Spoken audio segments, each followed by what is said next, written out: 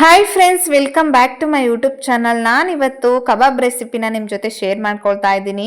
ಎಲ್ಲರಿಗೂ ಗೊತ್ತಿರುತ್ತೆ, ಬಟ್ ನಮ್ಮನೇಲಿ ನಾನು ಯಾವ ಥರ ಮಾಡ್ತೀನೋ ಆ ಥರ ನಿಮಗೆ ತೋರಿಸ್ಕೊಡ್ತಾ ಇದ್ದೀನಿ. ನಾನು ಹೇಳೋ ಈ ವಿಧಾನದಲ್ಲಿ ಒಂದ್ಸಲ ಕಬಾಬ್ನ ಟ್ರೈ ಮಾಡಿ ನೋಡಿ. ಪ್ಲೇಟಲ್ಲಿ ಸ್ವಲ್ಪನೂ ಕೂಡ ಪೀಸ್ ಇಲ್ಲದೆ ಫುಲ್ಲು ಪ್ಲೇಟ್ನೇ ಖಾಲಿ ಮಾಡ್ತಾರೆ. ಅಷ್ಟು ಟೇಸ್ಟು ಸೂಪರ್ ಆಗಿರುತ್ತೆ. ಹೊರಗಡೆಯಿಂದ ಕ್ರಿಸ್ಪಿಯಾಗಿ, ಒಳಗಡೆಯಿಂದ ಜ್ಯೂಸಿಯಾಗಿ ಸಖತ್ತಾಗಿರುತ್ತೆ. ಅದರಲ್ಲೂ ಮೇಲ್ಗಡೆ ಸ್ವಲ್ಪ ನಿಂಬೆಹಣ್ಣು ರಸ ಇಂಟ್ಕೊಂಡು ಈರುಳ್ಳಿ ಜೊತೆ ನಂಚ್ಕೊಂಡು ತಿಂತಾ ಇದ್ರೆ ಸಖತ್ತಾಗಿರುತ್ತೆ ಕಬಾಬ್ ಮಾತ್ರ.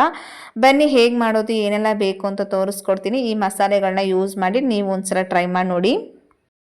ನಾನಿಲ್ಲಿ 1 kg ಚಿಕನ್ಗೆ ನಾನಿಲ್ಲಿ ಮಸಾಲೆ ರುಬ್ಕೊಳ್ತಾ ಇದ್ದೀನಿ. ಫಸ್ಟಿಗೆ ಒಂದು ಮಿಕ್ಸಿ ಜಾರ್ ತಗೊಂಡು ಅದಕ್ಕೆ ಒಂದು 3 ಹಸಿಮೆಣಸಿನಕಾಯಿ ಹಾಕೊಂಡಿದ್ದೀನಿ. ನಿಮಗೆ ಖಾರಕ್ಕೆ ಎಷ್ಟು ಬೇಕೋ ಅಷ್ಟು ಹಾಕೊಳ್ಳಿ. ಹಾಗೆ ಒಂದು ಹಿಡಿಯಷ್ಟು ಕೊತ್ತಂಬರಿ ಸೊಪ್ಪು, 2 ಪೀಸಷ್ಟು ಚಕ್ಕೆ, 2 ಪೀಸಷ್ಟು ಶುಂಠಿ ಹಾಕೊಂಡಿದ್ದೀನಿ. ಹಾಗೆ 7-8 ಲವಂಗ ಹಾಕೊಳ್ತಾ ಇದ್ದೀನಿ. ಮತ್ತು 2 ಗೆಡ್ಡೆಯಷ್ಟು ನಾನು ಬೆಳ್ಳುಳ್ಳಿ ಕೂಡ ಹಾಕೊಳ್ತಾ ಇದ್ದೀನಿ. ಮತ್ತು ನಾನು ಇಲ್ಲಿ 1 ಟೇಬಲ್ ಸ್ಪೂನಷ್ಟು ಕಾಳು ಮೆಣಸು ಕೂಡ ಹಾಕೊಳ್ತಾ ಇದ್ದೀನಿ. ನೀವು ಖಾರನ ನೋಡ್ಕೊಂಡು ಹಾಕೊಳ್ಳಿ. ಫಸ್ಟು ಹಸಿಮೆಣಸಿಕಾಯಿನೂ ಕೂಡ ಹಾಕೊಂಡಿದ್ದೀರಾ. ಇಲ್ಲಿ ಮೆಣಸು ಕೂಡ, ಕಾಳು ಮೆಣಸು ಕೂಡ ಹಾಕೊಳ್ತಾ ಇದ್ದೀನಿ. ಇಷ್ಟು ಕೂಡ ಹಾಕ್ಕೊಂಡು ಸ್ವಲ್ಪ ನೀರು ಹಾಕ್ಕೊಂಡು ಇದನ್ನು ರುಬ್ಕೋಬೇಕಾಗುತ್ತೆ. ನೋಡಿ, ನಾನು ಈ ಥರ ರುಬ್ಕೊಂಡು ಬಂದಿದ್ದೀನಿ. ಜಾಸ್ತಿ ನುಣ್ಣಗೆ ಪೇಸ್ಟ್ ಆಗಬೇಕಂತ ಏನಿಲ್ಲ, ಇಷ್ಟು ರುಬ್ಕೊಂಡ್ರೆ ಸಾಕಾಗುತ್ತೆ. ನೆಕ್ಸ್ಟು ಒಂದು ಪಾತ್ರೆ ತೊಗೊಂಡಿದ್ದೀನಿ. ಅದಕ್ಕೆ ನಾನು 1 ಟೇಬಲ್ ಸ್ಪೂನಷ್ಟು ಉಪ್ಪು ಹಾಕೊಳ್ತಾ ಇದ್ದೀನಿ. ನಿಮಗೆ ರುಚಿಗೆ ತಕ್ಕಷ್ಟು ಎಷ್ಟು ಬೇಕೋ ಅಷ್ಟು ಉಪ್ಪನ್ನ ಹಾಕೊಳ್ಳಿ. ಈಗ 1 ಟೇಬಲ್ ಸ್ಪೂನಷ್ಟು ಉಪ್ಪು ಹಾಕ್ಕೊಂಡು ಅದಕ್ಕೆ ನಾನು ಒಂದು ದೊಡ್ಡ ಸ್ಪೂನಲ್ಲಿ ನಾನು 2 ಟೇಬಲ್ ಸ್ಪೂನಷ್ಟು ನಾನು ಇಲ್ಲಿ ಮೈದಾ ಹಿಟ್ಟು ಕೂಡ ಹಾಕೊಳ್ತಾ ಇದ್ದೀನಿ. ಮತ್ತು ನಾನು ಇಲ್ಲಿ 1 kg ಚಿಕನ್ ತೊಗೊಂಡಿರೋದ್ರಿಂದ ಫುಲ್ಲು 1 ಪ್ಯಾಕೆಟ್ ಫುಲ್ಲು ನಾನು ಚಿಕನ್ ಕಬಾಬ್ ಪೌಡ್ರ್ ಹಾಕ್ಕೊಂಡಿದ್ದೀನಿ. 1 kgಗೆ 1 ಪ್ಯಾಕೆಟ್ ಹಾಕ್ಕೊಳ್ಳೇಬೇಕಾಗುತ್ತೆ. ಮತ್ತು ನಾನು ರುಬ್ಬಿಟ್ಕೊಂಡಿರುವಂಥ ಮಸಾಲೆನೂ ಕೂಡ ಹಾಕ್ಕೊಳ್ತಾ ಇದ್ದೀನಿ. ಮತ್ತು ಒಂದೇ ಒಂದು ನಿಂಬೆಹಣ್ಣು ತಗೊಂಡು ಅದ್ರ ರಸ ಹಾಕ್ಕೊಂಡಿದ್ದೀನಿ. ಮತ್ತು 1 ಮೊಟ್ಟೆ ಹಾಕ್ಕೊಂಡಿದ್ದೀನಿ. 1 kgಗೆ 1 ಮೊಟ್ಟೆ ಕರೆಕ್ಟಾಗಿ ಪರ್ಫೆಕ್ಟಾಗಿ ಆಗುತ್ತೆ. ಮತ್ತು ಇಲ್ಲಿ ನಾನು ಫುಡ್ ಕಲರ್, ಕೇಸರಿದು ಫುಡ್ ಕಲರ್ ಕೂಡ ಯೂಸ್ ಮಾಡಿದ್ದೀನಿ. ನೀವು ಫುಡ್ ಕಲರ್ ಬೇಡ ಅಂದರೆ ಸ್ಕಿಪ್ ಮಾಡ್ಬೋದು. ನಾನು ಸ್ವಲ್ಪ ಕಲರಾಗಿ ಚೆನ್ನಾಗಿ ಕಾಣುತ್ತೆ ಅಂತ ಸ್ವಲ್ಪ ಹಾಕ್ಕೊಂಡಿದ್ದೀನಿ. ನೀವು ಬೇಡ ಅಂದರೆ ಸ್ಕಿಪ್ ಮಾಡಿ. ಇಷ್ಟು ಕೂಡ ಹಾಕ್ಕೊಂಡು ಚೆನ್ನಾಗಿ ಈ ಥರ ಮಸಾಲೆ ಎಲ್ಲನೂ ಕೂಡ ಕಲಿಸ್ಕೊಂಡಿದ್ದೀನಿ. ಮತ್ತು ಇಲ್ಲಿ ನಾನು 1 kg ಚಿಕನ್ ತೊಗೊಂಡು ಅದನ್ನು ಕ್ಲೀನಾಗಿ ಎಲ್ಲನೂ ತೊಳೆದ್ಬಿಟ್ಟು ಅದನ್ನು ಸೋರ್ ಹಾಕಿದ್ದೀನಿ. ಸ್ವಲ್ಪನೂ ಕೂಡ ಚಿಕನಲ್ಲಿ ನೀರಿನ ಅಂಶ ಇರಬಾರ್ದು. ನೀರೇನಾದರೂ ಇದ್ದರೆ ಮಸಾಲೆ ಎಲ್ಲ ಸ್ವಲ್ಪ ನೀರು ಬಿಟ್ಕೊಂಡು ಬಿಡುತ್ತೆ. ಆಮೇಲೆ ಕಬಾಬ್ ಅಷ್ಟು ಕ್ರಿಸ್ಪಿಯಾಗಿ ಚೆನ್ನಾಗಿ ಬರಲ್ಲ. ಅದಕ್ಕೋಸ್ಕರ ನೀವು ಕಬಾಬ್ ಮಾಡೋಕ್ಕೆ ಮುಂಚೆನೇ, ಮಸಾಲೆ ಕಲಸೋಕ್ಕೆ ಮುಂಚೆನೇ ಸ್ವಲ್ಪ ಹೊತ್ತು ಅಂತ ನೀವು ಚಿಕನ್ ಎಲ್ಲನೂ ಕೂಡ ತೊಳೆದ್ಬಿಟ್ಟು ಅದರಲ್ಲಿ ಸ್ವಲ್ಪನೂ ಕೂಡ ನೀರು ಇಲ್ಲದಿರೋ ಥರ ಕ್ಲೀನಾಗಿ ಸೋರ್ ಹಾಕಬೇಕಾಗುತ್ತೆ ಚಿಕನ್ ಎಲ್ಲನೂ ಕೂಡ. ಇವಾಗ ನಾನು ಮಸಾಲೆಗೆ ಎಲ್ಲ ಚಿಕನು ಕೂಡ ಹಾಕ್ಕೊಂಡು ಚೆನ್ನಾಗಿ ಅದನ್ನು ಕ್ಲೀನಾಗಿ ಮಸಾಲೆ ಎಲ್ಲನೂ ಕೂಡ ಕ್ಲೀನಾಗಿ ಕಲಿಸ್ಕೊಳ್ತಾ ಇದ್ದೀನಿ.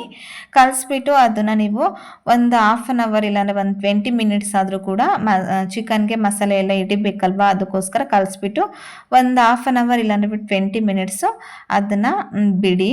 ಹಾಗೆ ಈಗ ನಾನು ಕಲಸಿ ಇಟ್ಟು ಒಂದು ಅರ್ಧ ಗಂಟೆ ಟೈಮ್ ಆಗಿದೆ. ಈಗ ಮಸಾಲೆ ಎಲ್ಲ ಚೆನ್ನಾಗಿ ಚಿಕನ್ಗೆ ಹಿಡ್ದಿದೆ.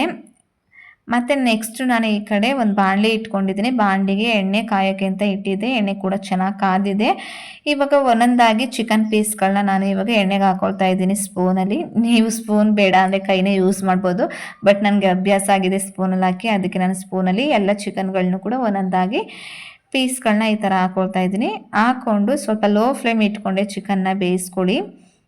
ಇಲ್ಲ ಅಂದರೆ ಮೇಲ್ಗಡೆ ಮಾತ್ರ ಕೆಂಪಕ್ಕೆ ರೆಡ್ ಕಲರ್ ಆಗಿರುತ್ತೆ, ಒಳಗಡೆ ಚಿಕನ್ ಬೆಂದೇ ಇರಲ್ಲ. ಅದಕ್ಕೋಸ್ಕರ ಸ್ವಲ್ಪ ಲೋ ಫ್ಲೇಮ್ ಇಟ್ಕೊಂಡು 2 ಕಡೆನೂ ಕೂಡ ಈ ಥರ ಚೆನ್ನಾಗಿ ಬೇಯಿಸ್ಕೊಳ್ಳಿ. ಈಗಂತೂ ಮಕ್ಕಳಿಗೆ ರಜೆ ಇದೆ. ಮಕ್ಕಳಂತೂ ಈ ಫ್ರೈನೂ ತಿನ್ನಲ್ಲ, ಚಿಕನ್ ಸಾಂಬಾರು ಕೂಡ ತಿನ್ನಲ್ಲ. ಜಾಸ್ತಿ ಮಕ್ಕಳುಗಳು ಇಷ್ಟಪಡೋದೆ ಕಬಾಬು. ಈ ಥರ ಒಂದ್ಸಲ ಮಕ್ಕಳುಗಳಿಗೆ ಕಬಾಬ್ನ ಮಾಡಿಕೊಡಿ, ಅವರು ಕೂಡ ತುಂಬಾ ಇಷ್ಟಪಟ್ಟು ತಿಂತಾರೆ. ಈಗ ನಾನು ಕೂಡ 2 ಕಡೆನೂ ಕೂಡ ಕ್ಲೀನಾಗಿ ಈ ಥರ ಬೇಯಿಸ್ಕೊಂಡಿದ್ದೀನಿ. ಲೋ ಫ್ಲೇಮ್ ಇಟ್ಕೊಂಡು ಬೇಯಿಸ್ಕೊಂಡಿದ್ದಾದಮೇಲೆ ಕಬಾಬ್ ಎಲ್ಲನೂ ಕೂಡ ತೆಗೆದು ಒಂದು ಪ್ಲೇಟ್ಗೆ ಎತ್ತಿಟ್ಕೊಳ್ತಾ ಇದ್ದೀನಿ. ತುಂಬ ಚೆನ್ನಾಗಿರುತ್ತೆ. ನಾವು ಈ ಥರ ಮಸಾಲೆ ಎಲ್ಲ ಹಾಕಿದ್ದೀವಿ, ಕಬಾಬ್ ಪೌಡ್ರ್ ಕೂಡ ಯೂಸ್ ಮಾಡಿದ್ದೀವಿ ಅಲ್ವಾ, ತುಂಬ ಚೆನ್ನಾಗಿರುತ್ತೆ ತಿನ್ನೋಕ್ಕೆ. ಈಗ ನಾನು ಎಲ್ಲ ಪೀಸಸ್ಗಳನ್ನೂ ಕೂಡ ಇವಾಗ ಒಂದು ಪ್ಲೇಟ್ಗೆ ಎತ್ತಿ ಇಟ್ಕೊಂಡಿದ್ದೀನಿ. ಮತ್ತು ಇನ್ನೊಂದು ಸ್ವಲ್ಪ ಇತ್ತಲ್ಲ ಅದನ್ನು ಕೂಡ ಬೇಯಿಸಿ ಇವಾಗ ಒಂದು ಪ್ಲೇಟ್ಗೆ ಎಲ್ಲ ಕಬಾಬ್ನು ಕೂಡ ಹಾಕ್ಕೊಂಡು ಸ್ವಲ್ಪ ಈರುಳ್ಳಿ ಹಾಕ್ಕೊಂಡಿದ್ದೀನಿ. ಬಿಸಿ ಬಿಸಿಯಾದ ಕಬಾಬ್ ಕೂಡ ರೆಡಿಯಾಗಿದೆ. ತಿಂತಾ ಇದ್ದರೆ ಇನ್ನೂ ತಿನ್ನಬೇಕು ಅಂತ ಅನಿಸುತ್ತೆ, ಅಷ್ಟು ಟೇಸ್ಟ್ ಸೂಪರ್ ಆಗಿರುತ್ತೆ. ನೀವು ಒಂದ್ಸಲ ಈ ವಿಧಾನದಲ್ಲಿ ಟ್ರೈ ಮಾಡಿ ನೋಡಿ. ಪದೇ ಪದೇ ಇದೇ ಥರ ಮಸಾಲೆ ಯೂಸ್ ಮಾಡಿ ನೀವು ಕಬಾಬ್ನ ಟ್ರೈ ಮಾಡ್ತೀರಾ, ಅಷ್ಟು ಚೆನ್ನಾಗಿರುತ್ತೆ. ಈ ರೆಸಿಪಿ ಏನಾದರೂ ನಿಮಗೆ ಇಷ್ಟ ಆಗಿದೆ ಲೈಕ್ ಕೊಟ್ಟು ಕಮೆಂಟ್ ಹಾಕಿ. ಮತ್ತೆ ನಾನು ನೆಕ್ಸ್ಟ್ ವೀಡಿಯೋಲಿ ಸಿಗ್ತೀನಿ. ಅಲ್ಲಿವರೆಗೂ ಟೇಕ್ ಕೇರ್, ಬಾಯ್ ಬಾಯ್. ನೀವು ಟ್ರೈ ಮಾಡಿ ನಮ್ಮ ಕಮೆಂಟ್ ಬಾಕ್ಸಲ್ಲಿ ಹೇಗೆ ಬಂತು ಅಂತ ಕಮೆಂಟ್ ಹಾಕಿ.